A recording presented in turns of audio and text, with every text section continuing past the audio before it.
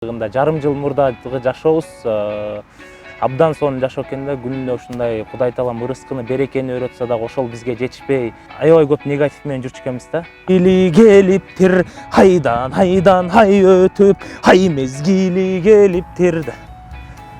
Образга кирип кетип, 7 күн 7 түн айтып дегендей. Тартып жаткан азыркы кылып жаткан тиктокту, инстаграмды неберелериме берем десең, анда өзүңдүн телеканалың бул YouTube канал да. Только кыз таптым да койбой.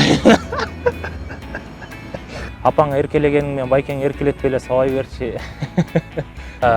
Бул пранкты чындыгында Азирет экөөбүз алып келдик элге түшүн. Азирет Осмонов алда дос болгон. Ошол экөөбүз пранк эмне экенин түшүнүп алып келдик. Мурда пранк десек, эмне алып пранк деген деп кабыл албайт да биздегилерчи. Мен проснулся, зачем керек айфон? Андан көрө прочитать разнокнижных тонн.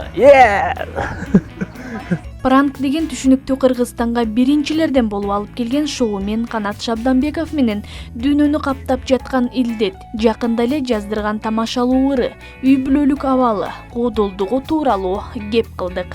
Пандемия сизди кандай өзгөрттү? Чындыгында көчөнү сиз чалганда эле биз ойлоп атканбыз, эң биринчи суроосу ушул болот болуш керек депчи.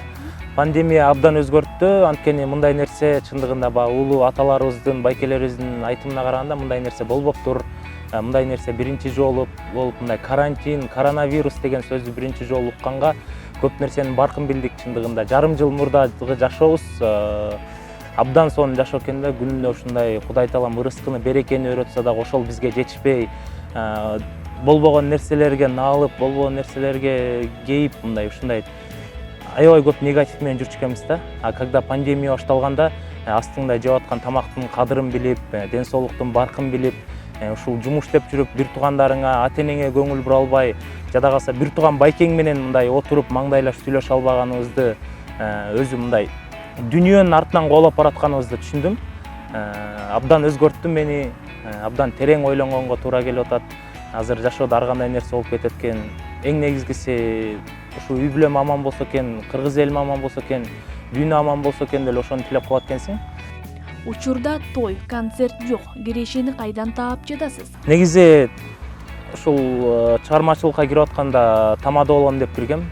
Белгилүү ошо Кыргызстандагы манасчы, акын, жазуучу деп эле айтсам болот. Жылдызбек Турсунбаев агайды ээрчип, ошол устатым болчу, ошону ээрчип үйрөнгөм.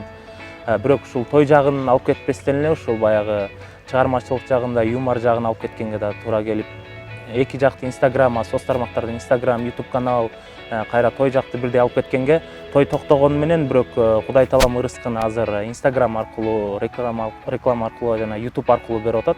Ошол жактан нан таап жеп атабыз десек болот азыр. Чындыгында телевиденияда башында иштейин деп аракет кылгам. Бирок эми ачыгын айтканда азыркы замандын телевидениясы бул YouTube канал болуп калды. Азыр YouTube каналга иштесең, мисалы канча аудитория топтосоң, алса телеканалдан да чоң болот. Мисалы телеканалда иштеген менен бир бүтке эле айлык аласың. Ал жакта мисалы чоң проект алып барсаң, 10 жыл деле проект алып барып укмуш атың чыгып, эртеңки күн ошол проект жабылып, сен телеканалдан чыкчу болсоң, ал жактан бир кружка да көтөрүп чыга албайсың. Эми бул жерден өзүң үчүн эмес, сен бул жерден башка бирөөлөр үчүн эле иштеп каласың да.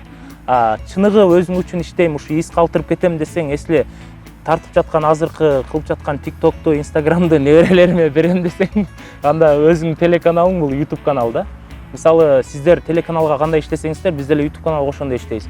Бизде менеджер бар, команда оператор бар, монтажер бар, тарткан балдар бар, бүт бар команда да, бир 10 чакты жалпы иштейбиз, 10 чакты болотчу. Анан ошол телеканалга иштегенде эле биз азыр эмелерге YouTube каналга ошондой иштейбиз. Чыгармачылык чөйрөгү аралашып калууңузга ким түрткү болду? Эч ким себепчи болгон эмес. Негизи биз баягы мындай кетип баратып эле 100% мындай солго бурулуп кеткем да. Негизи өзүм баягы эркин күрөштө машыкчымын. 8 жылдай машыгып, ошол жакта баягы биздин алдыга койгон максатыбыз ушу Азияга барып күрөшүү, Олимпиадага барсак деген жакшы ниеттер менен күрөшчүмүн. Ошондо спорт менен машыгып жүргөндө үй бүлөм колдочу да мени. Анан бир убакта себептерден болуп, баягы Кудай буйруган жокпу, травма алып күрөшө албай калдым. Уже алдыга кете албай калгандыктан анан өзүм үй бүлөм негизи чыгармачыл. Мен ошо раматылык атам ыржасчы, комуз черти ырдачы, апам ошо 30-35 жыл музыкадан сабак берген. Анан ошентип атпан чыгармачылыкка кызыгып атып, өзүм чыгармачылыкка абдан кызыкчумун да. Бирок спортсмен болуп жүргөндө ал жакта принципте спортсмен балдар түшүнсөңүз керек да, баары эле мындай катып эле. Анан ал жакта башкача мышление болуп калат да. Анан ошондой 100% поворотко бурулуп кеттик. Анан үйдөлөр каршы болду башында, аябай каршы болду. Андан кийин кирип уже кичине результат көрсөтө баштагандан, ал жактан нан таба баштагандан эми колдой баштады да. Чындыгында баягы спортсмен болуп жүрүп, тияк-буяк болуп жүргөнгө менде слух, ритм деген аябай жок болчу. Кирсем мындай слухың жок, ритм жок да, анан өлө кыйналдым да башында. Вокалдарга бардым, тияка бардым, бияка бардым, ошентип бир убакта танцыга бардым, ритмди чувствовать эттим. Бияктан вокалдарды агайларга бардым, слухту уктум. Анан апаман 2 ай музыкадан кадимкидей эле сабак алдым. Алгандан кийин уже мен слухум аябай ачылды да. Мындай слух ачылганда ушундай кубандым да. Анан ошо негизи бар эле экен слух, просто мен туура эмес слухчу экенмин да. Ошону тууралап, тарбиялап, слухумду тарбиялап берди апам. Анан азыр ошо тамашалоордун тарыхы азыркы мындай эмелерге, азыркы заманга жараша да, мисалы азыркы көтөрүп жүргөн телефондун арасында баягы ортодо актуалдуу болгон нерсе Samsung жакшы или iPhone жакшы депчи. Samsung көтөргөн адам Samsung мактайт, iPhone көтөргөн iPhone мактайт да. Анан ошо iPhone менен Samsung жөнүндө ыр жазгам. Бул ырдын эми бул тамашалуу ыр, конечно, буну баягы биздин белгилүү акын Акбар Кубанычбековго окшогон жигиттер укса сындашы мүмкүн, ушундай да ыр болобу депчи. Бирок бизге жарашат деп ойлойм бул ыр. Ыр да жаздырыпсыз, анда сизден бир шингил. У моей девушки iPhone, аны жактырат больше. Кээде мени вообще укпайт, как будто я в Ошеде. Фотоаппарат, китеп, MP3 и телефон. Мунун баары теперь кичинекей компактный iPhone. Мой агам глупец или гений, Гиму знает, уюм продает. Жеңеме iPhone покупает. Бизге из Китая приходят американские айфоны. Ал жок болуп калса, думаем, что никто мы. Мен проснулся, зачем керек айфону? Андан көрө прочитать разных книжных тонны. Мен проснулся, зачем керек айфону? Андан көрө прочитать разных книжных тонны.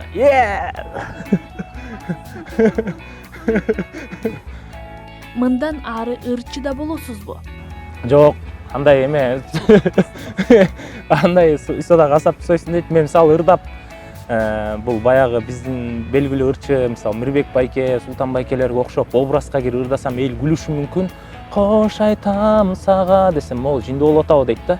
Анткени мен эл башкача кабыл алып калган мени юмор жагындачы. Эми ырдасак баягы элдин көңүлүн көтөрүш үчүн ушундай тамашалуу ырларды жазып ырдап коюшубуз мүмкүн. Бирок ырчы болоюн деген оюм жок. Пранктарга идеяны кайдан табасыз? Бул идеяларды негизи өзүбүздүн, мен ошо тамаша жазып иштеген күчтүү автор бар, Айбек Шергалиев деген. Ал Кыргызстанда белгилүү тамашоочу балдар менен, Эмил байке менен бардыгы менен иштешет. Анан ошолор болуп жазабыз, тамашаны жазабыз, баягы элдин көңүлүнө тийип калбаш керек. Ошол элдин баягы личный нерсесин сүйлөш керек.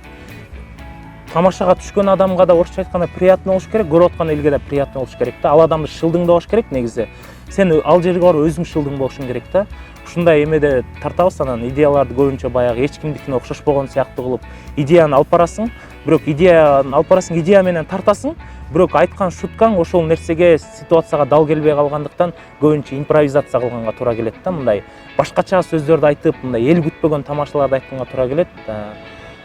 Бунун себеби ойлойм ошо баягы мен апамда кичине куудулдук жайы бар, апамдын мындай өлө күлдүрүп сүйлөйт, аябай күлдүрүп сүйлөйт. Ошондуктан мен апамды тартып калсам керек депчи.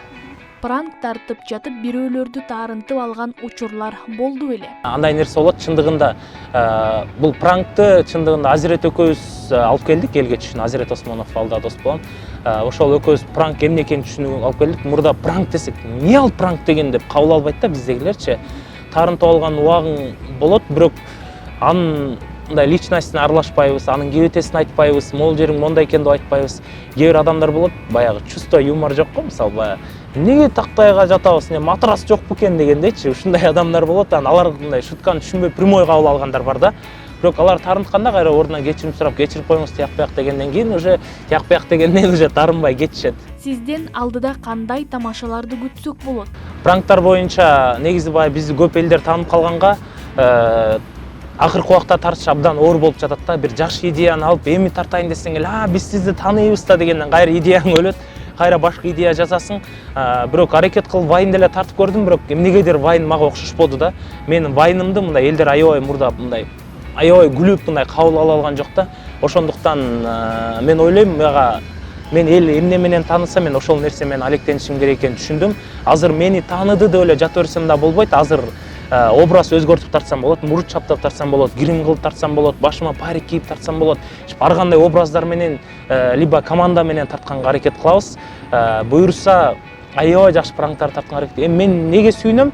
Мени үй-бүлөлүк адамдар көрө алат да, уялбай. Мисалы, үй-бүлөсү менен отуруп, менин пранктарын телевизордон коюп көрө алат. Мисалы, атасы, апасы, кызы, кайненеси, кайнатасы баардыгы уялбай көрө алат. Анткени бизде уят сөз жок, бирөөнү шылдыңдаган жок.